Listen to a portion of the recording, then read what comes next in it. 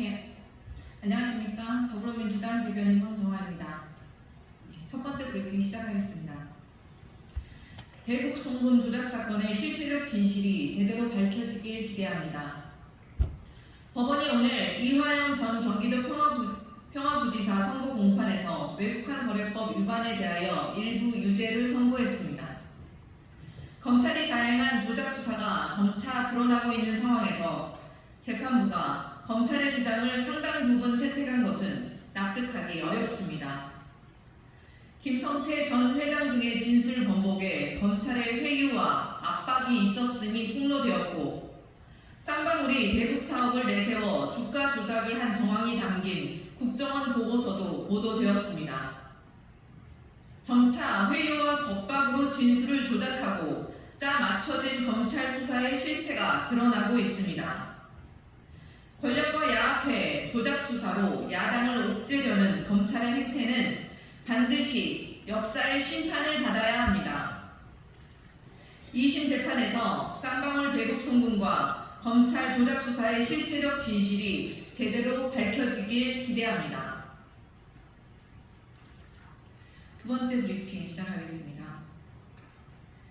개인 자택 본사로 둔 기업 말만 믿고 수천억 혈세 투입한다는 대통령, 국정이 구멍가게입니까?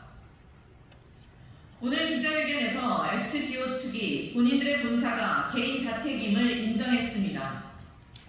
상주 직원도 거의 없다고 합니다. 액트지오 측은 성공 확률이 높다고 하더니 갑자기 실패 확률이 80%라며 면피성 밑밥 깔기도 잊지 않았습니다. 경제성 있는 탄화수소가 누적되어 있는 사실도 못 찾았다고 합니다. 동해 시내가스전이 장래성 없다고 평가한 호주 최대 석유개발 회사인 우드사이드와 본사를 개인 자택에 둔 액트지오, 둘 중 누구의 말이 더 신뢰가 가는지 삼척동자도 다 알 내용입니다. 거기에 더해 한국석유공사는 기밀 유지 때문에 액트지오에만 분석을 의뢰했다고 합니다. 한 국가의 수반인 대통령이 직접 발표한 내용의 근거가 자택을 본사로 둔 회사의 보고서 하나뿐이라니 참으로 처량하지 않습니까?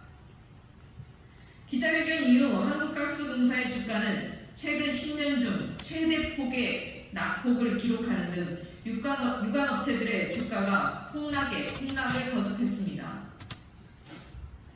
동네 구멍가게도 이렇게 운영하지 않습니다. G7과 어깨를 나란히 했던 국가에 전혀 맞지 않는 국정 운영입니다. 내키는 대로 혈세를 투입해 국면을 전환시키겠다는 쇼에 가깝습니다. 윤석열 대통령은 140억 배럴 정도의 막대한 양이 매장돼 있을 가능성이 매우 높다고 했지만 실상은 최소 35억 배럴에서 최대 140억 배럴의 범위가 예상된다는 것이었습니다.